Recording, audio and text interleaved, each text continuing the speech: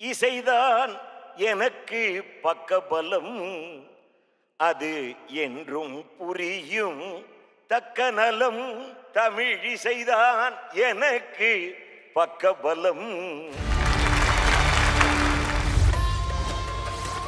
IBC Bhakti விருதுகள் title sponsor Deepajothi Panchadeepam pooja oil. தீபஜோதியில் இல்லங்களிலும் உள்ளங்களிலும் பவித்ரம் பரவட்டும். Powered by Sri Murugan travel agency. 36 வருட அனுபவம், 23 கிளைகள் கொண்ட சுற்றுலா நிறுவனம் Sri Murugan travel agency. Tanvi boutique queen of handlooms. Associate sponsor Yashco shirts, trousers, dhotis. Aachi badam drink, ethnic health care, natural fertility and general health. Giri trading agency. Giri the culture and tradition of Bharat. Supreme furniture, truly stylish. Supporting partner நம்ம வீடு Vasantha Bhavan since 1974. Vegetarian family restaurant. Kolathur Ram catering. Punniyam foundation. Grooming partner Naturals, world's fastest growing salon chain.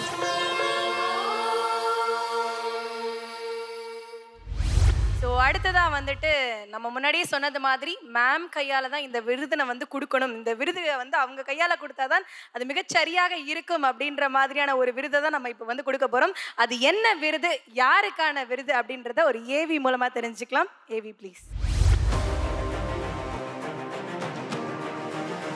Doctor Sirkazhi Sivachidambaram காந்த குரலும் கணீர் குரலும் கொண்ட இசை மேதை சீர்காழி கோவிந்தராஜனின் புதல்வன் doctor Sirkazhi Sivachidambaram Karnataka இசை பாடகர் மட்டுமின்றி அரசு மருத்துவரும் ஆவார். தந்தையின் விருப்பத்திற்காக மருத்துவத் துறையில் பட்டம் பெற்றவர் தாயின் விருப்பப்படி சங்கீத வித்வான் கிருஷ்ணமூர்த்தி ஐயாவை குருவாக கொண்டு சங்கீத ஞானத்தையும் மெருகேற்றி கொண்டவர். தேவன் கோவில் மணி ஓசை, நல்ல சேதிகள் சொல்லும் மணி ஓசை. தாய் தந்தை இருவரின் ஆசையையும் நிறைவேற்றிய பாக்கியவான் சீர்காழி சிவசிதம்பரம் மருத்துவத்துடன் சேர்த்து மக்களை மகிழ்விக்கும் பாடகராகவும் அவதாரம் எடுத்தார். தந்தையின் எதிர்பாராத இறப்புக்கு முன்னர் அவர் ஒப்புக்கொண்டிருந்த 41 கச்சேரிகளையும் சிவசிதம்பரம் பாடி கொடுத்து தந்தையின் ஆன்மாவை சாந்தப்படுத்தினார். மெல்லிசை மன்னர் MS விஸ்வநாதன் இசையில் மிருதங்க சக்கரவர்த்தி என்னும் திரைப்படத்தில் இடம்பெற்ற அபிநய சுந்தரி ஆடுகிறாள் என்ற பாடல்தான் சீர்காழி சிவசிதம்பரத்தின் அறிமுக பாடலாக அமைந்தது. அபிநய சுந்தரி ஆடுகிறாள், அந்த பாடல் பிடித்து போய்தான் அவரின் மனைவி சாந்தி மீனாட்சி திருமணத்திற்கு சம்மதம் தெரிவித்தார் என்பது ஒரு சுவாரஸ்யமான தகவல். அதனைத் தொடர்ந்து AR ரகுமான், ஈமான், GV பிரகாஷ்குமார் போன்ற பிரபலமான இசையமைப்பாளர்களின் இசையில் ஏராளமான பாடல்களையும் பாடியுள்ள சீர்காழி சிவசிதம்பரம் மேடை நாடகங்களில் நடித்து பின்னர் சில தொலைக்காட்சி தொடர்களிலும் நடித்துள்ளார். சீர்காழி கோவிந்தராஜன் மற்றும் சீர்காழி சிவசிதம்பரம் ஆகிய இருவருக்கும் தமிழக அரசின் கலைமாமணி விருதும் பத்மஸ்ரீ விருதும் கிடைத்தது குறிப்பிடத்தக்கது. டாக்டர் சீர்காழி ஜி சிவசிதம்பரம்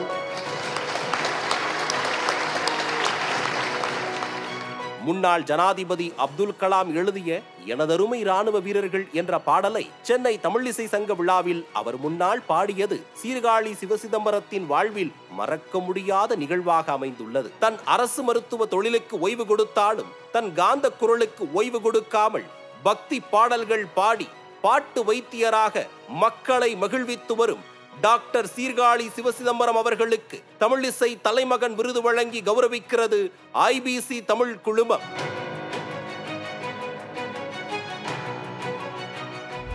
ஒரு பலத்த கைத்தட்டலோடு கருவில் இருந்தே கடவுள் புகழ் பாடியவர் அன்றைக்கு அப்பாவும் இன்றைக்கு இவரும், என்றைக்கும் இவர்களின் குரல் இறைவனின் செவிகளுக்கு தாலாட்டு தந்து கொண்டிருக்கும் மரியாதைக்குரிய பத்மஸ்ரீ டாக்டர் சீர்காழி ஜி சிவசிதம்பரம் அவர்களுக்கு தமிழிசை தலைமகன் விருது வழங்கி பெருமை கொள்கின்றது IBC பக்தி. ஒரு பலத்த கைதட்டலோடு அவர்களை அன்போடு மேடை கழிக்கின்றோம்.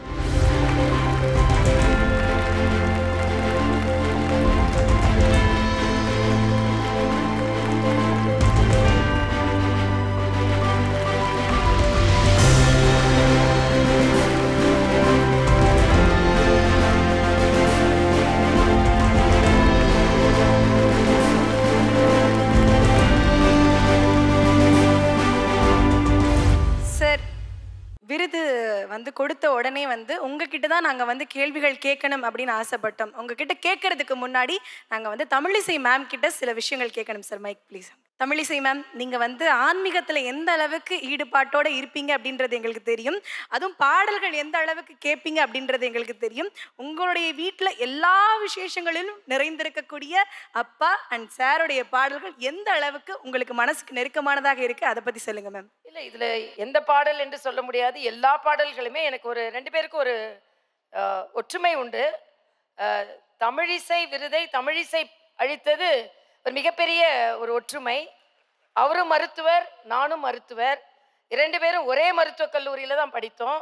அது மட்டுமல்ல, எனது பையனும் அவரது பையனும் பள்ளி தோழர்கள். ஆக அது மட்டும் இல்ல, ஐயா சீர்காழி சிவசிதரம் அவர்கள், சீர்காழி ஐயா கோவிந்தராஜன் அவர்கள் என் திருமணத்திற்கு வந்து, இன்னைக்கும் அந்த பழைய ரெக்கார்டை நான், தட்டு ரெக்கார்டு இருக்கு இல்லையா, கிராமபோன் ரெக்கார்ட், அதை ஒன்று பரிசா கொடுத்துட்டு கையில் எழுதி கொடுத்துட்டு போனாங்க. தமிழிசைக்கு இந்த தமிழிசை ஆர்வலரின் ஒரு திருமண பரிசுன்னு இன்னைக்கும் அது வரைக்கும் நாங்கள் பத்திரமா வச்சிருக்கோம். இன்னைக்கு அந்த ரெக்கார்டு எல்லாத்தையும் இருக்கிறான்னு கூட தெரியாது, இன்னும் பத்திரமா வச்சிருக்கோம். அதனால தமிழிசைனே ஒரு பாட்டு பாடியிருக்காங்க. அந்த பாட்டு எங்கள் அப்பாவுக்கே ரொம்ப பிடிக்கும். ரொம்ப சந்தோஷம் மேம். இப்போ வந்து அரசியல் மருத்துவரும் பாட்டு மருத்துவரும் ஒரே மேடையில் இருக்கிறாங்க. இப்போ பாட்டு மருத்துவர் அரசியல் மருத்துவர்கிட்ட ஏதாவது கேட்க நினைக்கிறாங்களா? அவங்கள வந்து வெறும் அரசியல் மருத்துவர் சொல்ல முடியாது. எனக்கு சிறுநீரக மாற்று அறுவை சிகிச்சை துறையில் நான் ஒர்க் பண்ணியிருக்கேன். அப்பொழுது சார் வந்து தமிழிசை மேடம் அவருடைய கணவர் போட்டுவதற்குரிய மருத்துவ மாமணி டாக்டர் சவுந்தரராஜன் அவர்கள் எனக்கு முன்னோடி. அவர் கேஎம்சியிலிருந்து இந்த டிரான்ஸ்பிளான்டேஷனுக்கு உண்டான முன்னோடி. அவங்க தகப்பனார் இலக்கிய செல்வர் ஐயா அவர்கள் ஒரு புஸ்தகம் ஒன்று, பேச்சாளர் ஆவது எப்படி அப்படின்னப்போ அந்த ஒரு புத்தகம் போடும் பொழுது, இசை இல்லத்திற்கு எங்களது வீட்டிற்கு வந்து அந்த குரல் வளத்தை வந்து எப்படி நீங்கள் பாதுகாக்கிறீங்கன்னு எங்கள் அப்பா கிட்ட பேட்டி எடுத்து, தொடர்ந்து நீங்கள் 10 நாள் கச்சேரினா என்ன பாதுகாப்பு முறைகள் எடுத்துக்கிறீங்க அப்படின்லாம் எடுத்து அந்த குறிப்பெல்லாம் புஸ்தகமாக போட்டு, அதை போட்டதுக்கு பிறகு நேரடியாக கொண்டு வந்து கொடுத்த மாபெரும் பண்பாளர். அவருடைய திருமகளாக, எனக்கு உரிமை சகோதரியாக தமிழிசை அம்மா அவர்கள் இன்றைய தினம் வந்து தமிழிசை கையால், டாக்டர் தமிழிசை கையால் ஒரு டாக்டர் தமிழிசை விருது வாங்குவது என்பது நான் செய்த பாக்கியம் என்று கருதுகிறேன். நான் இன்றைக்கி ரொம்ப கொடுத்து வச்சுருக்கேன். இன்றைக்கி பெரியவங்கள்லாம் வந்திருக்காங்க. அனைவரும் வாழ்த்துகின்ற அன்பு உள்ளங்கள். இன்றைக்கி அவர்கள் முன்னிலையில் இந்த விருதை பெறுவது எனக்கு ரொம்ப சந்தோஷமாக இருக்குது. நான் எந்த விருதை பெற்றாலும் அது எனக்கு, நான் பெற்ற பத்மஸ்ரீ விருதாக இருந்தாலும் கலைமாமணி விருதாக இருந்தாலும், எனக்கு வழங்கப்பட்ட விருதுகள் அனைத்தையுமே என்னுடைய தந்தையாரின் திருப்பாதங்களில் வைப்பது தான் எனது பழக்கம். அந்த பழக்கத்திலேயே இந்த விருதையும் என்னுடைய தந்தையார் இசைமணி பத்மஸ்ரீ இசை பேரறிஞர் டாக்டர் சீர்காழி எஸ் கோவிந்தராஜன் அவர்களது திருவடிகளில் வைத்து வணங்க விரும்புகிறேன். நன்றி, வணக்கம். நன்றி சார். எல்லாருடைய காலையும் ஆரம்பிக்கிறது சீர்காழி ஐயாவினுடைய பாட்டில் தான். அந்த குரல், அந்த கணீர் குரல், அந்த வெங்கல குரல் அப்படியே அது உங்களுக்கும் இருக்கு. எனக்கு உங்களுடைய குரல் ஒரு பாட்டு, அப்பாவோட பாடின பாட்டும் வந்தவொடனே பாட வச்சு வேலை வாங்கிட்டீங்களே. ஒரு பாட்டு எத்தனை பாடும் சார்? உங்களுக்கு அது வேலையா தெரிஞ்சாலும் எங்களுடைய காதுகளுக்கு அது தேன். பாருங்க தமிழிசை மேடம், மேடம் அவர் பாடணும் தானே மேடம்? பாருங்க தமிழிசை மேம் வேலை வாங்குறான்னு வேலையை தான், அவர் வேலையே பாடுறது தானே. வேலில் இருப்பது வெற்றி முனை, வடிவேலில் இருப்பது வெற்றி முனை, எந்த நாளும் துணையாக நல்ல துணை, வடிவேலில் இருப்பது வெற்றி முனை. இங்க வேல்னு சொல்றதுனால வேல் குறித்த பாடலே பாடிங்க. ரொம்ப அழகா பாடினார். ரொம்ப நல்லா அழகா பாடினார். அழகாவே தான் பாடுவார், எப்பவும் மாதிரி பாடுவார். அதில் ஐபிசி பக்தி என்ற ஒரு நிகழ்ச்சியை ஆரம்பித்து திரைத்துறையினருக்கெல்லாம் அவார்டு கொடுப்பாங்க, பெரிய பெரிய ஆக்டர்ஸ்லாம் வந்து அவார்டு வாங்குவாங்க. ஆனால் பக்திக்கு என்று ஒரு நிகழ்ச்சி நடத்தியதற்கு உங்களுக்கு எனது மனமார்ந்த பாராட்டை நான் தெரிவித்துக் கொள்கிறேன். ஏனென்றால் பக்தி என்பது அரிதாகி கொண்டு போகிறது, இல்லை அறிவுபூர்வமானது பக்தி என்பதை இங்கே நீங்கள் நடைமுறைப்படுத்தி கொண்டிருக்கிறீர்கள். இவர் பாடியவுடன் எனக்கு ஒன்று ஞாபகத்திற்கு வருகிறது. நான் தமிழ் பேசியவுடன் எல்லோரும் என்னிடம் கேட்பார்கள், மருத்துவம் தானே படித்திருக்கிறீர்கள், தமிழ் கற்றதனால் தமிழ் பேசுகிறீர்களா என்று கேட்பார்கள். நான் சொல்வேன், தமிழ் கற்றதனால் தமிழ் பேசவில்லை, தமிழ் என்னை பெற்றதனால் நான் தமிழ் பேசுகிறேன் என்று சொல்வேன். அதே மாதிரி இவர் பாடியவுடன் பாட்டு கற்றிருக்கிறாரா என்பது இரண்டாவது, பாட்டே தலைவராக அப்பாவாக பெற்றதனால் இன்று பாடலாக அவர் உரையாற்றி கொண்டிருக்கிறார், பாடிக்கொண்டிருக்கிறார் என்று தான் சொல்ல வேண்டும். என்ன ஒரு சின்ன கருத்து, இதற்கு முன்னால் ஸ்தபதி அவர்கள் திருவுருவச் சிலை செய்பவர், மத்திய மாநில அரசுகள் அடையாளம் கண்டுகொள்ள வேண்டும் என்று சொன்னார்கள். ஒன்றை சொல்கிறேன், இந்த முறை பத்மஸ்ரீ அவார்டு கொடுத்ததில் நமது சாமிமலையை சார்ந்த ஸ்தபதி அவர்கள் மிகப்பெரிய நடராஜர் சிலையை செய்தார் என்ற காரணத்திற்காக முதல் முறையாக சிலை செய்பவர்களுக்கு, இறை சிலை செய்பவர் ராதாகிருஷ்ணன் அவர்களுக்கு பத்மஸ்ரீயை மரியாதைக்குரிய பாரத பிரதமர் வழங்கி இருக்கிறார் என்பதை நான் இங்கே பதிவு செய்கிறேன். இதற்கு முன்னாலெல்லாம் பத்மஸ்ரீ வாங்கும்போது நமக்கு யாருன்னே தெரியாது, யார் யாரோ பிரபலங்கள் வாங்கி கொண்டிருப்பார்கள். ஆனால் மரியாதைக்குரிய பாரத பிரதமர் அமைதியாக சாதனை படைத்துக் கொண்டிருப்பவர்களை தேடி தேடி பத்மஸ்ரீ கொடுத்ததில் இந்தியாவிலேயே முதல் முறையாக இறை சிலை செய்த சுவாமிமலையை சார்ந்த ராதாகிருஷ்ணன் அவர்களுக்கு பத்மஸ்ரீ இந்தியாவிலேயே உயர்ந்த விருது வழங்கப்பட்டிருக்கிறது என்றும், ஆக பக்தியை அடையாளம் கொள்பவர்கள் நாங்கள் என்பதையும் நான் இங்கே தெரிவித்துக் கொள்கிறேன். தெரியாத மக்கள் கூட தெரிஞ்சு கொள்ற மாதிரி வந்து ஐபிசி பக்தியின் மூலமாக அடுத்தடுத்து நீங்க வைக்கக்கூடிய எல்லா கோரிக்கைகளையும் நிறைவேற்றி கொடுப்போம் அப்படின்ற உத்தரவாதத்தை அம்மா அவர்கள் கொடுத்துருக்கீங்க. ரொம்ப நன்றி மேம். ஐயா, உங்கள்கிட்ட ஒரு கேள்வி. நீங்க உலகம் முழுக்க செஞ்சு போய் நிறைய கச்சேரிகள் பண்ணியிருக்கீங்க, நிறைய பாடல்கள் பாடியிருக்கீங்க. சில இடத்துல ஏதோ ஒரு 2 இடத்துல உங்களுக்கு அந்த ஒரு டிவைன் எக்ஸ்பீரியன்ஸ் கிடைச்சிருக்கும்ல, அந்த மாதிரி ஏதாவது இடம், அந்த மாதிரி ஒரு கான்செப்ட்? எல்லா நிகழ்ச்சிகளுமே தயார் நிலையில், ஒவ்வொரு கச்சேரியும் முதல் கச்சேரி மாதிரி ஒரு பரீட்சைக்கு போகிற மாதிரி தான் இருக்கும். அப்படி அங்கே மேடையில் உட்கார்ந்து நமக்கு ஆடியன்ஸு, மைக்கு, பக்கவாத்தியங்கள் எல்லாம் அந்த அந்த வேவ்லென்த்தை வந்து அமைச்சு கொடுக்கறதே வந்து இறை சக்தி தான். அதனால தான் இறைவன் மீது பக்தியை வைத்து சங்கீதத்தை அடிப்படையாக சொல்லி கொடுத்தார்கள்.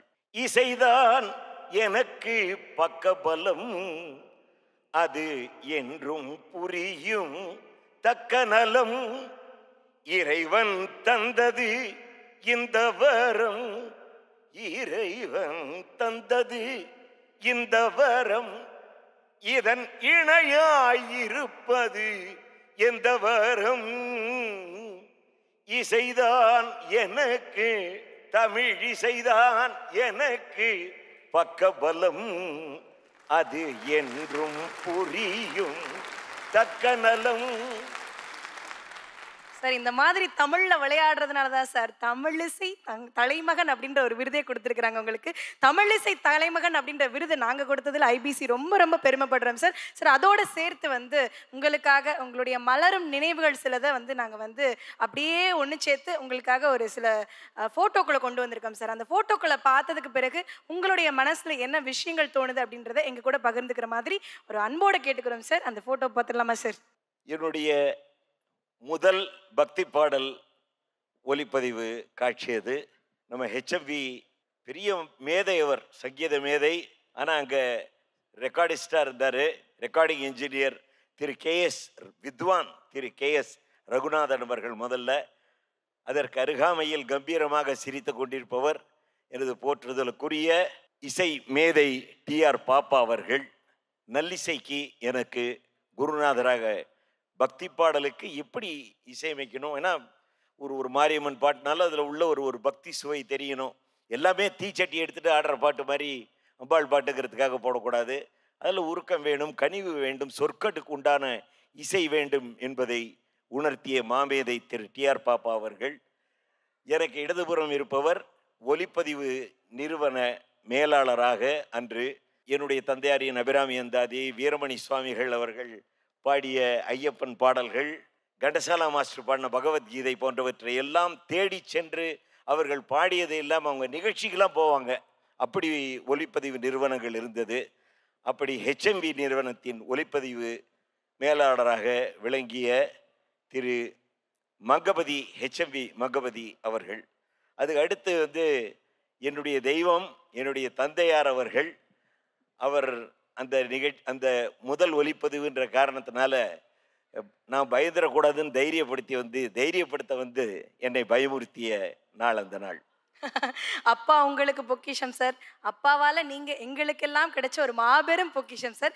அடுத்து இன்னொரு புகைப்படம் இருக்கு, அதையும் பார்த்து அது என்ன சொல்லுது அப்படின்றத சொல்லுங்க சார்.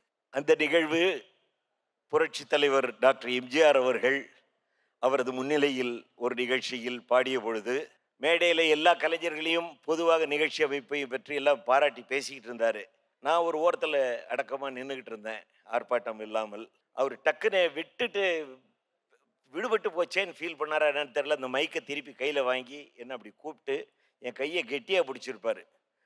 எனக்கு நீங்கள் சொன்ன 2 திருக்குறளை சொல்லி, மகன் தந்தை காட்டும் உதவியும் தந்தை மகரு காட்டும் நன்றி, இந்த 2 குறளையும் சொல்லி ஒரு 5 நிமிஷம் என்னை பற்றி அன்னைக்கு பேசி ஆசீர்வதித்த காட்சி. அவர் பிடிச்ச பொடி கையில் ஒரு இரும்பு பொடி, உடுப்பு பொடிங்கிறாங்களா, அதெல்லாம் விட ஒரு பெரிய பொடி. நான் ரொம்ப கூச்சப்பட்டுட்டு கையை எடுக்கிறதுக்கு முயற்சி பண்ணுறேன். விடாமல் பிடிச்சிக்கிட்டு விடாப்பிடியாக என்னை வாழ்த்திய தருணம் அது. அந்த விடாப்பிடிக்கு பின்னாடி ஒரு சீக்ரெட் வேற இருந்ததாமே சார். ஒருவேளை எம்ஜிஆர் அவர்களுக்கு பொண்ணு இருந்திருந்தா உங்களுக்கு திருமணம் பண்ணி கொடுத்து மாப்பிள்ளையா மாத்திருப்பேன் அப்படின்ற மாதிரிலாம் சொன்னாங்களாமே. நான் சிறு குழந்தையாக இருந்தபோது அவருக்கு பாரத் பட்டம் அதை பாராட்டி பத்திரிகையாளர்கள்லாம் ஒரு விழா எடுத்தாங்க பாரத் பட்டம் பெற்றதற்காக. அந்த விழாவில் கடவுள் வாழ்த்து பாடுவதற்காக என்னை பத்திரிகையாளர் மதிவொளி சண்முகம் ஐயா அவர்கள் அழைத்து சென்றார்கள். நான் பாடிட்டு எங்கள் அப்பா ஒரு மாலை கொடுத்து போட சொன்னாங்க. போட்டுட்டு அப்படி உள்ள வந்தேன்.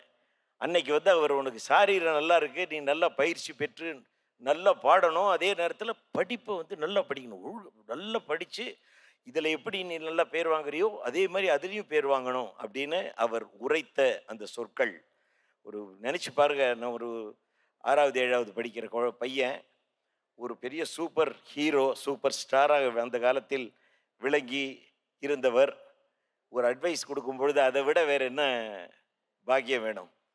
அதை அவர் உணர்ந்ததாலோ என்னவோ பிற்காலத்தில் நான் மருத்துவ படிப்பு படித்து என்னை அவர் சந்தித்த தருணங்கள் எல்லாம் என்னை வாழ்த்துவார். அதை மேடையிலே ஒரு தடவை மாப்போசி ஐயாவின் பிறந்தநாள் மேடையில் எங்கள் அப்பா மாப்போசி வாழ்த்து பாடிட்டு சென்றவுடன் எங்கள் அப்பாவை கூப்பிட்டு தட்டியெல்லாம் கொடுத்து வாழ்த்திட்டு ரொம்ப சிறப்பாக பாடினார் ஒரு சீர்காழி ஐயா.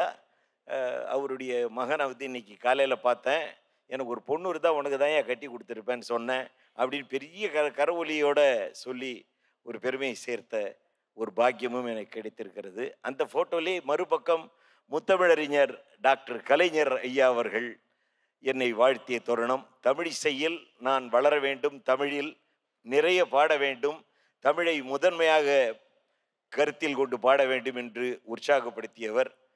பக்தி துறையில் இன்னும் செயல்பட்டு என்னென்ன செய்யலாம், சமுதாய நோக்கோடு பக்தி துறையில் என்ன சேவைகளை ஆற்ற முடியும் என்பதையெல்லாம் நான் அனுபவப்பட வேண்டும் என்பதற்காகவே இச்சிறியனை திருமயிலை கபாலீஸ்வரர் ஆலயத்தில் ஒரு டம் நான் அருகாவலர் குழு தலைவராக இருந்து அறப்பணியாற்றி இருக்கின்றேன். அதை போலவே மறுபடி அடுத்த முறை வந்தபோது வடபழனி ஆண்டவர் கோயிலில் பல முக்கியமான வேலைகள் எல்லாம் காத்து கொண்டிருந்த நிலையில் வடபழனி ஆண்டவர் ஆலயத்திலும் இச்சிறியனை அறங்காவலர் குழு தலைவராக பொறுப்பேற்க செய்து அவருடைய நல்லெண்ணத்தை பெறுகின்ற வாய்ப்பை பெற்றேன். அதற்கு முதல் வாய்ப்பாக அமைந்தது இது வள்ளுவர் கோட்டத்தில் கலைஞர் ஐயா அவர்களுக்கு பாராட்டு விழாவை திரை உலகத்தினர் எடுத்த பொழுது நான் இறைவணக்கம் பாடிவிட்டு தமிழ்த்தாய் வாழ்த்து பாடிவிட்டு அவருக்கு மாலையை அணிவிக்க சென்றபோது மாலையை அணிவித்தவுடன் என் தோளில் தன் கரத்தை வைத்து என்னை வாழ்த்திய தருணம் அந்த தருணம். அதுவும் என் வாழ்நாளில் மறக்க முடியாத தருணம். அவர்கிட்ட நான் பல நல்ல ஆசிகளை வாங்கி இருக்கின்றேன். ரொம்ப ரொம்ப நன்றி. இந்த மேடையை இன்னும் பெருமை சேர்த்ததற்கு ரொம்ப ரொம்ப நன்றி ஐயா. ஐபிசி பக்திக்கு என் சார்பிலும் என் தந்தையாரின் இசை குடும்பத்தினர் சார்பிலும் இசை ரசிகர்கள் சார்பிலும் என்னுடைய நன்றியை இச்சிறியேன் இந்த தருணத்தில் தெரிவித்துக் கொள்கின்றேன். நன்றி சார். நன்றி சார். விடைபெற மனமில்லாமல் விடைபெறுகின்றேன். நன்றி, வணக்கம். நன்றி சார். சுமார் 160 விருதுகள் நான் வாங்கிவிட்டேன். ஆனால் சலங்கையே ஒரு விருதாக அளித்திருப்பது ஒரு பெரிய நிறைவை எனக்கு அளிக்கிறது. நடராஜமூர்த்திக்கோ கிருஷ்ணன் என்ற ஒரு விக்கிரகத்துக்கோ மட்டுமல்ல, ஆடும் அந்த ஸ்தலம் இருக்கிறதே, அந்த ஸ்தலம் கோயிலாக மாறிவிடுகிறது. ஐபிசி பக்தி விருதுகள் 2025 title sponsor Deepajothi Panchadeepam pooja oil. தீபஜோதியில் இல்லங்களிலும் உள்ளங்களிலும் பவித்ரம் பரவட்டும். Powered by Sri Murugan travel agency. 36 வருட அனுபவம், 23 கிளைகள் கொண்ட சுற்றுலா நிறுவனம் Sri Murugan travel agency. Tanvi boutique, queen of handlooms, associate sponsor Yashco shirts, trousers, dhotis, Aachi badam drink, Ethnic Healthcare, Natural Fertility and General Health, Giri Trading Agency, Giri, the culture and the tradition of Bharat, Supreme Furniture, Truly Stylist, supporting partner, Namma Veedu Vasantha Bhavan, since 1974, Vegetarian Family Restaurant, Kulathur, Ram Catering, Punniyam Foundation, grooming partner, Naturals, world's fastest growing salon chain.